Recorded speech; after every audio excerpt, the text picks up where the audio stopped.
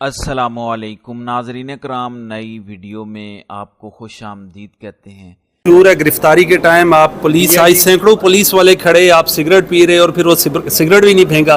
बड़ा क्लिप मशहूर है आपका गिरफ्तारी। जिस वक्त गिरफ्तारी हो रही थी ना, इससे पहले तो मैंने तमाम एमिनेस को कहा, हमारे साथ 70-75 एमिनेस थे और हर एक के पास 5-6 गार्ड थे। मैंने कहा आओ जी चढ़ दोते हैं इन पे, आज दो दुआ कर ही लेते हैं, क्योंकि ये तो इन्होंने हमें अगवा किया। और ये मैं बता दूं कि कल जो इन्होंने हमारे साथ बदमाशी की है, कत्ल करने की कोशिश की है, धमकियां दी है, ये तमाम कार्रवाई मैं करूंगा। कत्ल करने की कोशिश की जी, ये जो कल रात को ये ले गए, दूसरा इन्होंने हमें जो पार्लियामान से अगवा किया। अब जो ये केस इन्होंने बनाया है, ये केस अब अगर ये साबित नहीं करेंगे तो 193 के तहत मेरा काउंटर इस्तिगासा इनके खिलाफ होगा। ये आईजी और डीआईजी सारी उम्र नहीं रहेंगे, ये है रैंक एएसपी, लेकिन ये केस जो है इन्होंने भुगतना है। अबुल हसनात जुल्करनैन साहब के बारे में क्या कहना चाहेंगे? माशाल्लाह से 8 दिन का रिमांड और एफआईआर भी बोगसी, वो समझते हैं आप समझ? देखिए, मुंसिफ जो है वो हमारे लिए काबिले तकरीम होते हैं, लेकिन अगर कोई मुंसिफ न हो, किसी का हरकारा बन जाए, और ये आप देखें ना किसका रिमांड इसने रिफ्यूज किया है, खान को इसने सजा दी, बिल्कुल एक टूल के तौर पे इस्तेमाल हो रहा है, तो इसको तो मुंसिफ तो नहीं समझते हैं।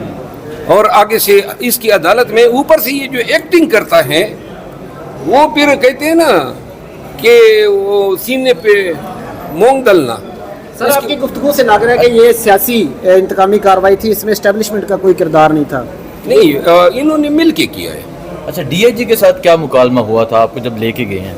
वो मैंने बता दिया, वो जो है रात को ले गए, आंखों पे पट्टी बांधी, फिर घुमाया, फिर आया, फिर कमरे में बैठा, 9mm का पिस्तौल रखा, नकाब लगाया हुआ था, तो उसका ख्याल था तड़ी दूंगा, तो शायद उसको हमारे माजी का पता नहीं। अच्छा, तो तड़ी तो हम मतलब ये ना कि शायद फिरौन की भी ना माने।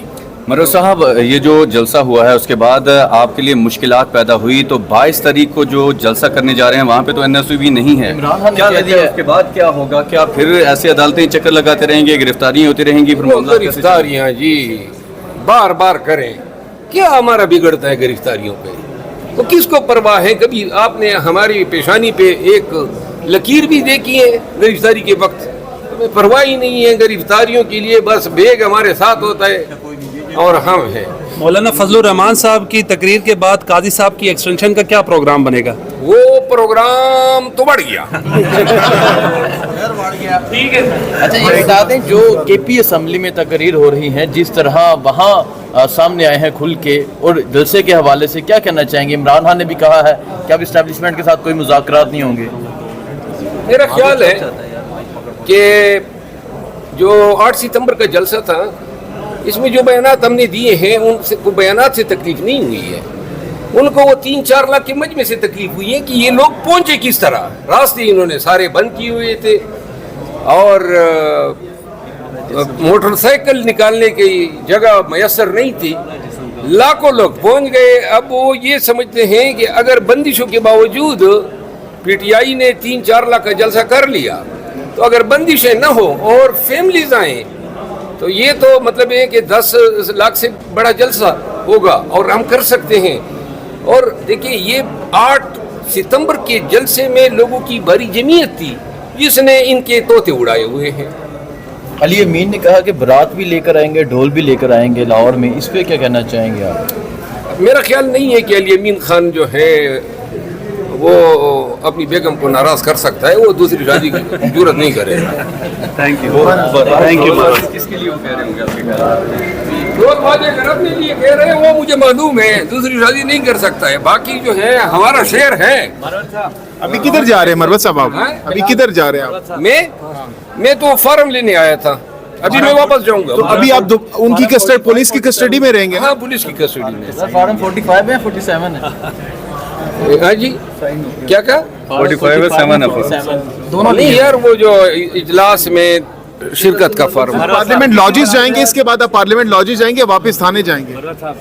जिधर भी ले जाना चाहे, हमें परवाह नहीं है। मरवत साहब की पुलिस की सख्तियों से तंग तो नहीं आया, आपकी हिम्मत तो नहीं आ रही? जितनी आपकी छोटी सी दाढ़ी है ना उतनी भी परवाह नहीं है, ठीक है ना। पुलिस वाले को क्या कहा था आपने, वो मुसल्ली का जो फिक्र रंग मुसल्ली का था ना, और ऊपर से धमकियां भी दे रहा था। तो मैंने कहा कि पठान तो मुसल्लियों पे बिस्मिल्लाह भी नहीं पढ़ते हैं।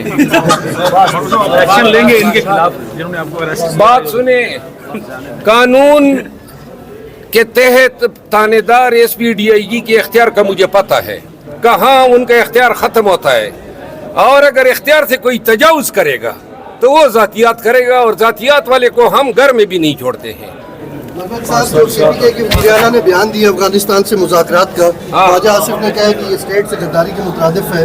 एक सूबे का वज़ीर-ए-आला कैसे यार गद्दारी नहीं कहा है, उसने कहा वफाक पे हमला है। आप अपनी तरफ से गद्दारी भी डाल आप रहे इसी हैं। का जवाब दे दीजिए। देखिए अली, मसला है खैबर पख्तूनख्वा का, और हमें मसाइल है अफगानिस्तान से। तो अब अगर अफगानिस्तान से इतनिक बुनियादों पे, ज़बान की बुनियादों पे, पड़ोस होने की बुनियादों पे अगर कोई इनिशिएटिव जरगे की वफाकी हुकूमत के थ्रू वहाँ जरगा भेजा जाता है ताकि मसाइल का तदारुक हो सके। अब फेडरल गवर्नमेंट जो है अफगानिस्तान की पॉलिसी तो मुकम्मल नाकाम है।